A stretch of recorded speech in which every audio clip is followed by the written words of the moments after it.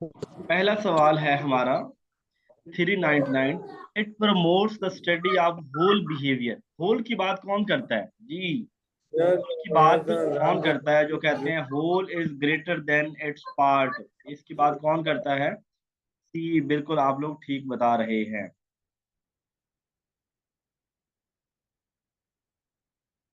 Environment is the sole factor shapes personality and behavior। ठीक है, यानी कौन कहता है कि इन्वायरमेंट जो है वो सोल फैक्टर है जो इंसान की पर्सनैलिटी बनाता है और बिहेवियर बनाता है। जी, आप लोगों ने ठीक आंसर दे रहे हैं। इन्वायरमेंट को जो सबसे ज्यादा फोकस करते हैं इन दिए गए ऑप्शन में से, वो करते हैं बिहेवियरिज्म। कुछ बात फंक्शनलिज्म वाले भी करते हैं, लेकिन बिहेवियरिज्म तो फिर है ही। जब ये हो तो फिर बाकी के साथ क्या मुकाबला। नेक्स्ट है फोकस। अब ये वाली पूरी एक स्टेटमेंट है, मैंने अपने नोट्स में शामिल की हुई है। Focus on conscious experience. अब बात एक्सपीरियंस की कौन करता है? ये की वर्ड है छोटा सा, ठीक है। ये एक्सपीरियंस जो है, एक ये कीवर्ड है। अच्छा, इसी तरह सेंसेशन, सेंसेस का इस्तेमाल, फीलिंग्स, परसेप्शन, आइडियाज, एनालिसिस का वर्ड यूज हो गया। एनालिसिस ये कीवर्ड है। कंपोनेंट ये कीवर्ड है। अब आप जरा बताएंगे, कंपोनेंट की बात कौन सा स्कूल ऑफ थॉट करता है? एनालिसिस की बात कौन सा स्कूल ऑफ थॉट करता है? सेंसेशन एक्सपीरियंस की बात कौन सा स्कूल ऑफ थॉट करता है? तो ये वाला तो आप स्ट्रक्चर की बात कौन करता है? स्ट्रक्चर ऑफ माइंड की बात कौन करता है? ये सारे कीवर्ड है जो हमें स्ट्रक्चरिज्म की तरफ लेके जाते हैं। ठीक हो गया। यानी जो कहते हैं कि स्ट्रक्चर ज्यादा अहमियत वाला है, बाकी फंक्शन इंपॉर्टेंट नहीं रख अहमियत नहीं रखता। जो बात कंपोनेंट्स की करते हैं, जो बात एनालिसिस की करते हैं, छोटे छोटे हिस्से करना, हर चीज को देखना, तो वो ये स्ट्रक्चरिज्म वाले का। सबको क्लियर है? स्ट्रक्चरिज्म स्कूल ऑफ थॉट से सवाल था। नेक्स्ट है 4 R's। Resentment, rebellion, revenge, retreat are related to. किसके रिलेटेड है? 4 R ये जो है, पहले रिसेंटमेंट का होता है, फिर रिबिलियन होता है, फिर रिवेंज होता है, फिर रिट्रीट होता है। जी बिल्कुल, ये पनिशमेंट है। ये सर, ये क्राइम नहीं है। आपने वो बॉक्स शायद देखा है तो आपने समझ लिया। पनिशमेंट के अंदर 4 R होते हैं। अब मैं थोड़ा सा इसका आसान लगता हूँ, मैंने दो के अंदर शामिल कर दिया है। जो आपको अभी एमसीक्यूज मिलेंगे ना, तो एमसीक्यूज के अंदर आपको ये वाली चीज क्लियर हो जाएगी। वहां रिसेंटमेंट होता है, किसी ने आपके साथ ना ठीक नहीं किया, आपको अच्छा नहीं लगा, आप फिर रिबिलियन में उसके खिलाफ जो है ना वो अलम बगावत बुलंद करते हैं।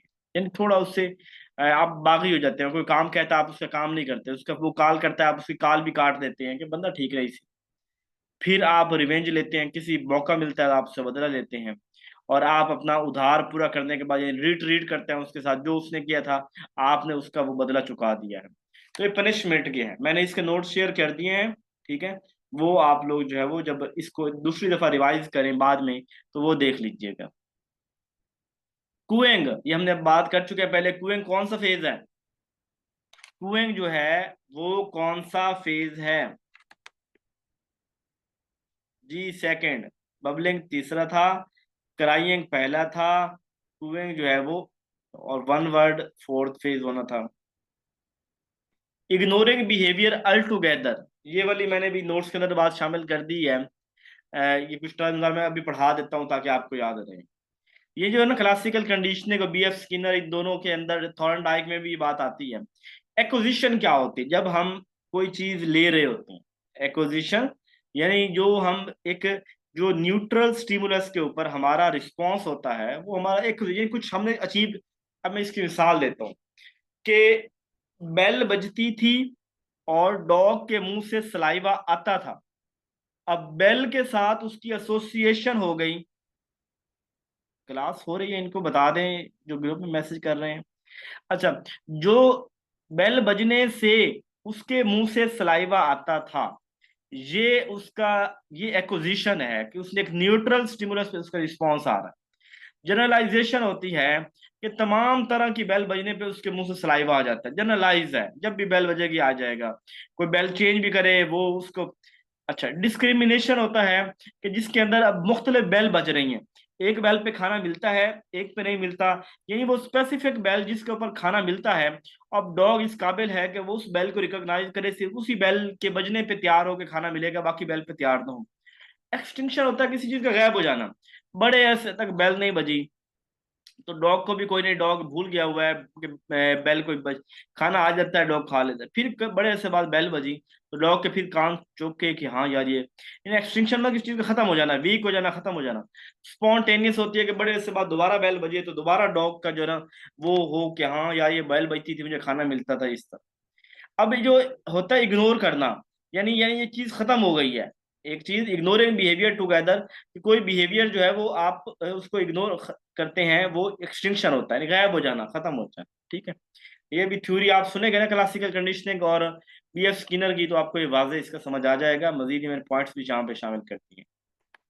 अब posteriori knowledge is knowledge that known, एक होता है हमारे पास परी नॉलेज, एक जो तजर्बे के बाद हासिल होता है उसे पोस्टीरियर कहते हैं, जो तजर्बे के बगैर होता है उसे परी बोलते हैं, मेरा ख्याल है।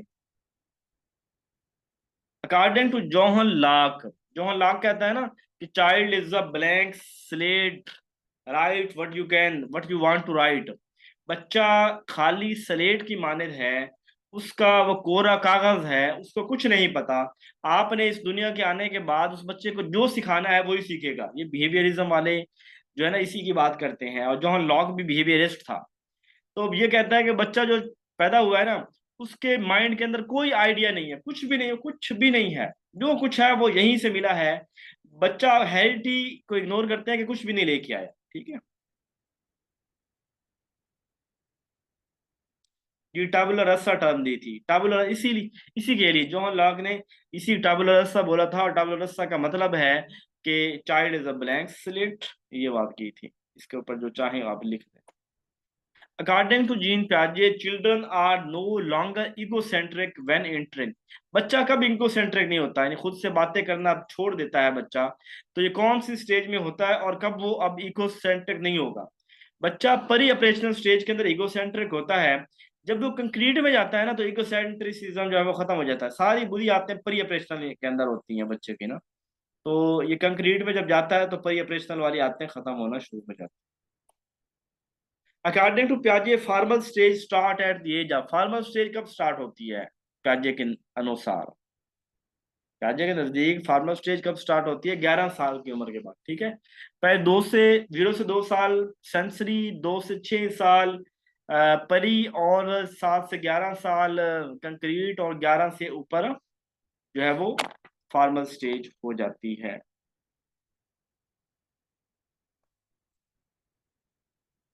अच्छा जी, the Waldorf education approach emphasises a balance development of, मैंने आपको कहीं पे एमसीक्यू आया था पहले इसके वुल्डर्फर के हवाले से, ये डिस्ट्रैक्टेड था, तो मैंने बताया था कि वुल्डर्फ जो है ना ये कहता है होलिस्टिक डेवलपमेंट की बात करता है। इसकी बात करता है होलिस्टिक, यानी हर तरह की, और हेड हेड हैंड हर तरह से जो है ना वो बच्चे की डेवलपमेंट की बात करता है। तो सी ऑप्शन इसका करेक्ट है, तो ये मैंने आपको पढ़ाया था, बताया था। अच्छा जी, उसके बाद है Plato believe that talent and intelligence are, Plato कहता है कि ये जो जहानत है, इंटेलिजेंस डिस्ट्रीब्यूटेड जेनेटिकली, कि हर जो वालदेन हैं उनके बच्चे जो है ना वो इक्वली होते हैं, जहीन होते हैं, या जेनेटिकली आती है, या नॉट डिस्ट्रीब्यूटेड जेनेटिकली, ये जेनेटिकली नहीं होती, या डिस्ट्रीब्यूटेड जेंडर वाइज होती है, तो क्या वो बात करता है, ये वो ए कहता है। वो कहता है कि जो बच्चे जहीन होते हैं ना, बल्कि नहीं नहीं सॉरी, ये कहता है नॉट डिस्ट्रीब्यूटेड जेनेटिकली, कि ये जेनेटिकली डिस्ट्रीब्यूटेड नहीं होती, यानी कुछ लोगों का, ये बी ऑप्शन ही है, यानी कुछ लोग जो है ना वो उनके वालदेन बड़े जहीन होते हैं लेकिन बच्चे जहीन नहीं होते। वो कहता है कि जेनेटिकली डिस्ट्रीब्यूट नहीं है, जेनेटिकली हो तो हर जहीन बाप का बच्चा जहीन होना चाहिए, तो फिर ऐसा क्यों नहीं होता। ठीक है, तो कहता है जेनेटिकली ये डिस्ट्रीब्यूट नहीं है, ये बात करता है।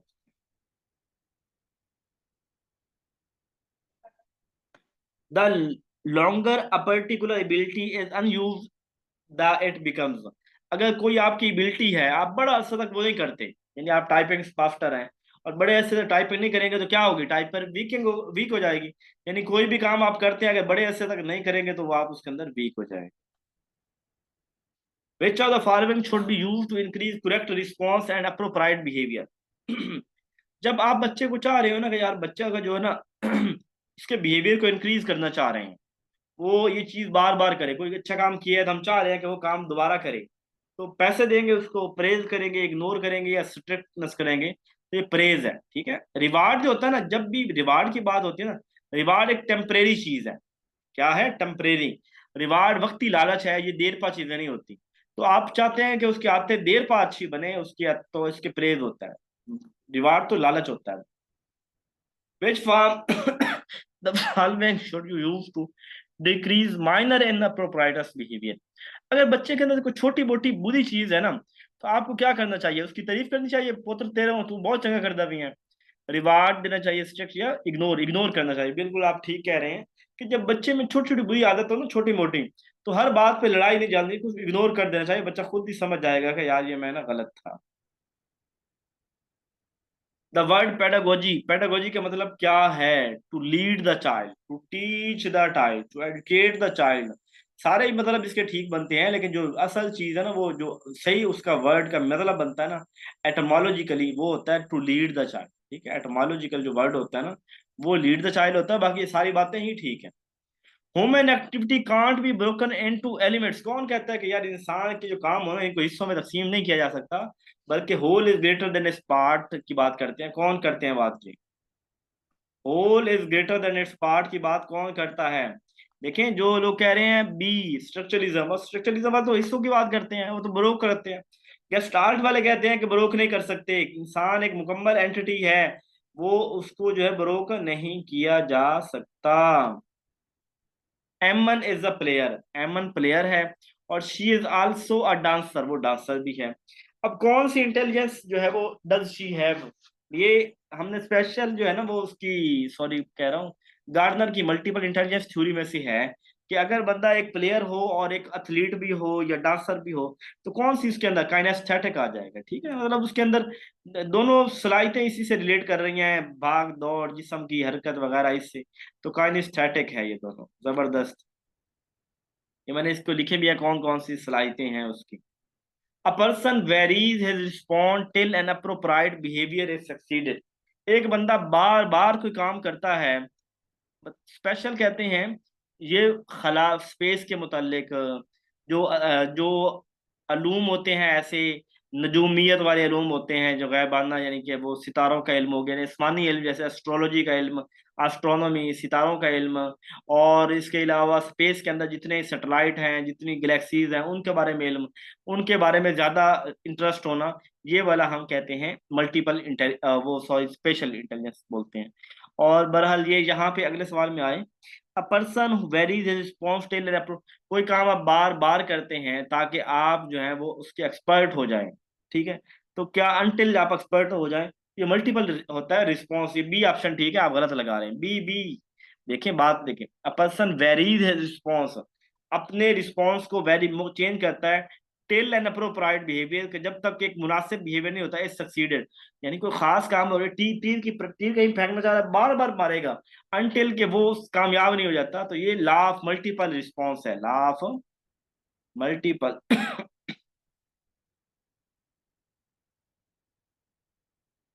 अच्छा, बाकी मैं जरा बात कर लेता हूँ। द लॉ ऑफ सेट और एटीट्यूड ये कहते हैं, लॉ ऑफ रेडीनेस को ही कहते हैं, वो प्राइमरी लॉ नहीं है, जो इसी के जो थे वो जो ट्रायल एंड एरर के थॉर्न डाइक के थे, law of primary, law of secondary, ये जो है ना लॉ ऑफ सेट, ये वन लॉ ऑफ प्राइमरी को ही कहा जाता है। ठीक है, लॉ ऑफ रेडीनेस को कहा जाता है। फिर है तीसरा लॉ ऑफ एसोसिएटिव शिफ्टिंग, वो जैसे आप शिफ्ट कर देते, एसोसिएट कर देते हैं, बेल बजने पे जब खाना मिलता है तो associative shifting. Law of recency, जो चीज हमने लास्ट में की होती है ना, रिसेंट की होती है, वो चीज हमें याद रहती है। तो ये लॉ ऑफ सेकेंडरी लॉज हैं, इनको मैंने यहाँ पे आप भी तस्वीर भी शामिल कर दी नोट्स में, और इनके मतलब भी शामिल कर दिएंगे, आपको यहीं से समझ आ जाएगा।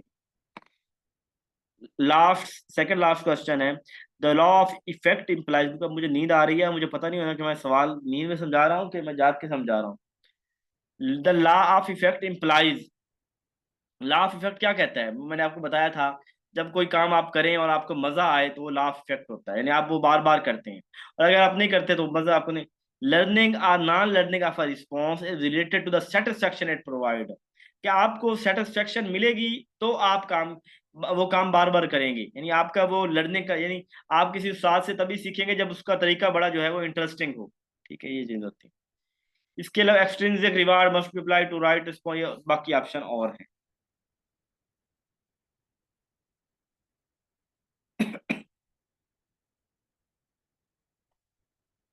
The law of effect is most closely connected with the concept of। जो लॉ ऑफ इफेक्ट है, ये जो जो हमने कहा था, यही अभी बात की है कि जिसके अंदर हमें सेटिस्फेक्शन मिल रही होती है, हम वो काम बार बार करते हैं। इससे ना एक थ्योरी भी बनाई गई थी। ये है तो ट्रायल एंड एरर का, लेकिन यहाँ बात कुछ और हो रही है। यहाँ कहा जा रहा है कि लॉ ऑफ इफेक्ट किस चीज के ज्यादा रिलेट करता है। जी, ये रीइंफोर्समेंट के रिलेट करता है, ये ऑप्शन ठीक है ना।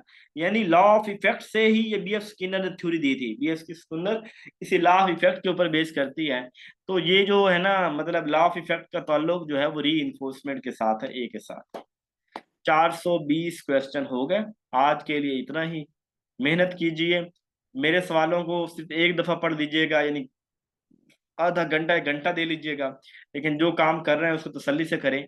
ये भी बड़ा फायदा होगा एट द एंड जो है ना। जिन लोगों का एग्जाम थोड़ा दूर है, उन लोगों को आप आइंदा कुछ दिनों के अंदर जब मैं करवा लूंगा ना, 1 या 2 हजार MCQ करवा लूंगा। जी बस, ब्रेक जो जहाँ पे आके लगी है। अच्छा, तो जब मैं 1 या 2 हजार MCQ करवा लूंगा, उस वक्त यकीन करें कि आप लोग यूं एक्सपर्ट हो जाएंगे ना सवालों के जवाब देने के, और फर देने लगेंगे इंशाल्लाह।